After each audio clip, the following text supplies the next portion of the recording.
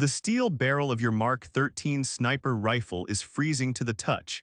It is exactly 5 in the morning, and the damp coastal fog rolling off the Pacific Ocean is settling over the target line. You have been awake for less than an hour. Your muscles are stiff, your heart rate is sluggish, and your hands lack the fluid muscle memory that comes from a long day on the firing range. Downrange at exactly 500 yards is a piece of cardboard with a printed circle no larger than a silver dollar. You have exactly one bullet in the chamber. You do not get a practice shot. You do not get to warm up the barrel. You do not get to check the wind with a spotting round. If you press this trigger and that bullet impacts even one fraction of an inch outside that small circle, you will be penalized. Miss it twice and you are instantly, permanently ejected from the United States Navy SEAL sniper course. Your career as a sniper ends before breakfast. I am a retired officer from the United States Special Operations community. I spent over 2 decades executing direct action, unconventional warfare, and high-value target extraction in denied hostile territories that will never officially appear on your evening news. Because of the active non-disclosure agreements locked inside windowless vaults at the Pentagon, my face remains completely redacted, and my name is permanently off the grid. The military gave me a profound, highly lethal skill set, but it systematically destroyed my physical chassis in return. My skeleton is a roadmap of titanium hardware, my joints are degraded to bone on bone, and I carry the localized nerve damage of a very violent career. The Department of Veterans Affairs sends a disability check every month to offset that physical destruction, but I am not here to rattle a tin cup. I am an officer. I believe in working for my keep. This channel operates on a strictly enforced operational trade. I give you the raw, unfiltered, classified reality of modern warfare and elite tactical training.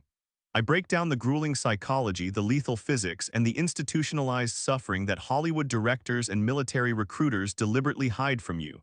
In exchange, I simply ask for your engagement. Hit the subscribe button, smash the like button, and drop a comment down below. That engagement feeds the algorithm, it keeps this channel airborne, and it allows me to stay fiercely independent while delivering this intelligence directly to you. If you respect that trade, then lock and load. We have a highly demanding, psychologically torturous movement ahead of us today. Today, we are analyzing the most unforgiving academic and physical evaluation in the Special Operations arsenal. We are stripping away the illusions of natural talent and examining the brutal physics of absolute perfection. We are traveling to the elite ranges where the maritime commandos forge their deadliest weapon. We are going inside the Navy SEAL sniper course to deconstruct the nightmare that haunts every single candidate. We are talking about the cold bore shot. To understand why this single bullet holds so much psychological weight, you must first understand the microscopic physics of a precision rifle barrel. When the civilian public thinks about a sniper rifle, they imagine a perfectly static, unchanging steel tube.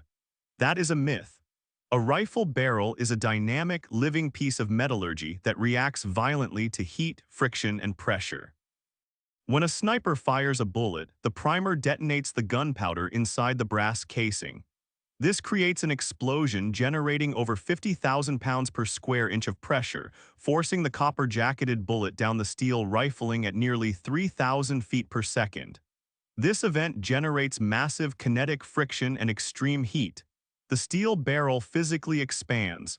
It swells. Furthermore, microscopic layers of copper and carbon residue are violently blasted into the pores of the steel. Because the steel expands and the internal geometry changes, the harmonic whip of the barrel alters. A warm rifle barrel behaves completely differently than a cold rifle barrel. If a sniper fires 10 rounds in a row, the second, third, and fourth rounds will impact in a very tight, predictable cluster because the barrel has reached a stable operating temperature. But the very first round, the bullet fired when the steel is ambient temperature and the rifling is completely clean, is a rogue variable. It is known as the cold bore deviation. That first bullet will always impact in a slightly different location than the subsequent warm bullets. It might strike half an inch high and a quarter inch to the right. In a standard infantry firefight, a half-inch deviation is completely irrelevant. But for a Navy SEAL sniper tasked with putting a bullet into the brainstem of a terrorist holding a hostage behind a glass window at 800 yards, a half-inch deviation means the hostage dies, the mission fails, and the operator faces an international catastrophe.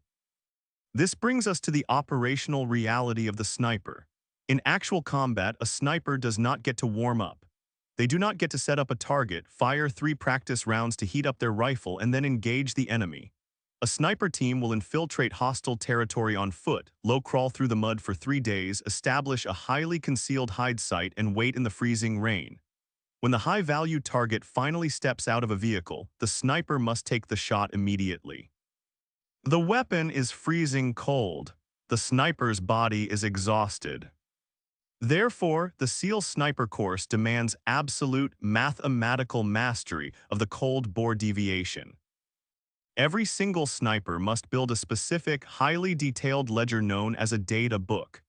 They must record exactly where their specific individual rifle places its very first cold bullet under every possible atmospheric condition. They must track the barometric pressure, the humidity, the ambient temperature, and the exact distance. If their rifle consistently shoots half a minute of angle high when it is cold, the sniper must know to manually dial their optic down half a minute of angle before they ever pull the trigger. To enforce this extreme discipline, the instructors utilize the daily cold bore test. It is the primary psychological filter of the entire course. Every single morning before the sun rises, the candidates are marched out to the firing line. The instructors do not scream. They do not offer motivation. The atmosphere is clinically silent. The stress is suffocating. The candidates lay out their shooting mats. They retrieve their Mark 13 or SR-25 rifles from the armory. They chamber one single round. Downrange, at distances varying from 300 to 800 yards, are the target boards. On each board is a tiny, specific shape. Sometimes it is a circle, sometimes it is a small triangle. The candidate has exactly a few minutes to read the morning wind, calculate their cold bore deviation, dial their optic, and prepare to fire. Let us break down the biological warfare happening inside the candidate's body during those 3 minutes. In professional sports, athletes are given extensive time to stretch, elevate their heart rates, and find their rhythm before they perform. In the SEAL Sniper course, you are forced to execute the most complex, micromuscular task of your life from a completely dead stop. The candidate knows that if they miss this shot, they will receive a failing grade for the day. Accumulate too many failing grades and they are sent packing, losing the prestigious sniper billet they fought so hard to earn. The human brain interprets this immense career pressure as an immediate physical threat. The amygdala activates. The adrenal glands dump a massive payload of epinephrine into the bloodstream. The candidate's heart rate violently spikes. Blood is shunted away from the extremities and pushed toward the major organs. The hands become slightly cold and numb. Micro-tremors, tiny, uncontrollable shakes, begin in the fingers. This is the absolute worst possible biological state for precision marksmanship. To make a surgical shot, the rifle must be perfectly still. If the candidate's heart is pounding out of their chest, the pulse will travel through their shoulder, into the stock of the rifle, and the crosshairs will violently bounce up and down across the target with every single heartbeat. The candidate must consciously, aggressively suppress their own nervous system. They must utilize tactical breathing. Inhale for 4 seconds, hold for 4 seconds. Exhale for 4 seconds, hold for 4 seconds. They must force the vagus nerve to slow the heart rate down. They must time the break of the trigger exactly in the natural respiratory pause, the split second of absolute stillness at the bottom of an exhale between the beats of their own heart. Shooters, you have 30 seconds. The instructor's voice echoes across the cold range. The candidate looks through the glass. The wind is shifting. The morning thermal currents are pulling the coastal fog across the valley. Yesterday afternoon, the wind was blowing from the left at 10 miles per hour. This morning, it is a subtle, invisible drift from the right at 3 miles per hour. The candidate cannot fire a spotting round to test it. They must trust their eyes. They adjust their windage dial, clicking the turret twice. They settle the crosshairs on the silver dollar-sized target. They begin the steady, agonizingly slow rearward pressure on the trigger. The explosion shatters the morning silence. The massive recoil punches the candidate in the shoulder, but the discipline dictates they cannot lift their head. They must maintain their cheek weld on the stock, looking straight through the optic, executing perfect follow-through to ensure the mechanical movement of the rifle does not disturb the bullet as it exits the muzzle. When the line is clear, the instructors give the command. Stand up, move downrange. This is the longest walk in the military, 500 yards of absolute psychological torture. The candidates sling their rifles and begin walking toward the target boards. From the firing line, they cannot see the bullet hole. They have to walk for 5 agonizing minutes, their minds racing, wondering if they calculated the wind correctly, wondering if they pulled the trigger smoothly, wondering if their career is over. As they get closer, the paper comes into focus. For the man whose bullet punched a clean .30 caliber hole dead center in the circle, the relief is intoxicating. He has survived the morning. He has bought himself another 24 hours in the course. But for the man whose bullet struck half an inch outside the black line, the walk is devastating. The instructor walks up, stares at the paper, pulls out a black marker and circles the miss. He does not yell. He simply writes down the failure in his ledger. The candidate must stand there staring at the physical proof of his own imperfection. The psychological degradation of the cold bore test compounds every single day. If you miss on Monday, the pressure on Tuesday is 10 times heavier. You lie down behind the rifle and the memory of yesterday's failure poisons your focus. Your mind whispers that your rifle is broken, that the wind is impossible, that you do not belong in this elite brotherhood. The test is designed to weed out the men who cannot silence that internal panic. The instructors want to see who breaks under the weight of an unforgiving standard. They want to find the man who can compartmentalize the fear of failure, detach from the emotion of the moment, and execute a cold, mechanical, mathematically perfect checklist when everything is on the line at 5 in the morning. So, why do we dedicate this level of deep, psychological analysis to deconstruct a single bullet fired at a piece of paper? Why am I giving you the classified breakdown of barrel harmonics and the vagus nerve? Because the curse of the cold bore shot applies directly, ruthlessly, and without mercy to the most critical moments of your own civilian existence. You will likely never have to calculate the ballistic drop of a Mark 13 sniper rifle in the freezing coastal fog. But life is absolutely going to demand that you take the cold bore shot. The most pivotal, trajectory-altering events in your life will not happen when you are perfectly warmed up. They will not happen when you are rested, stretched, and highly motivated.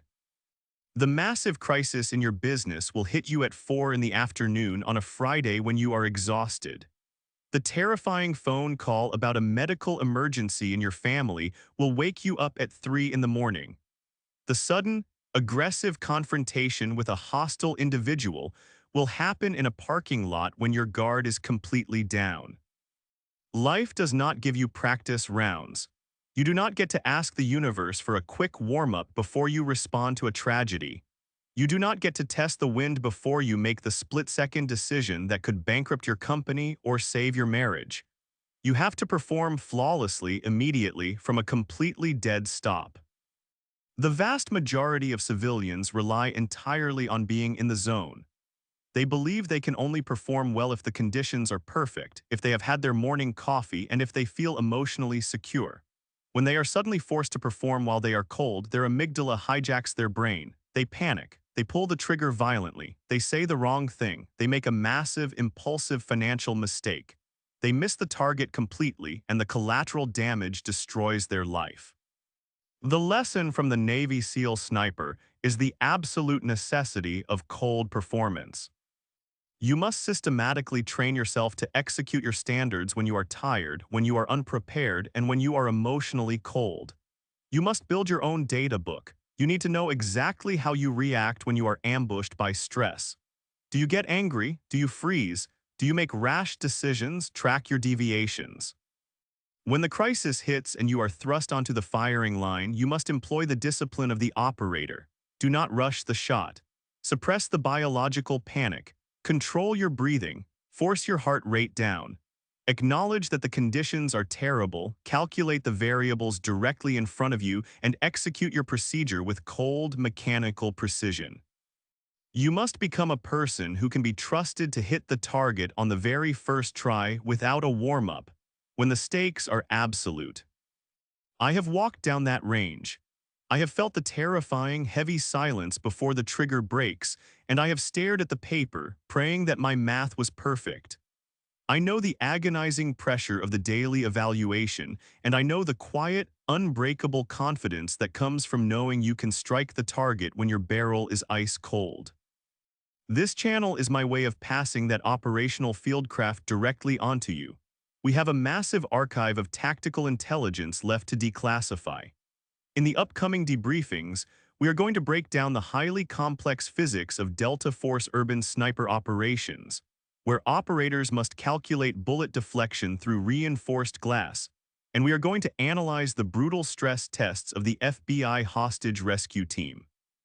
If this briefing altered your perspective, if it gave you a psychological framework to master the cold bore moments in your own life, then execute your end of our operational trade.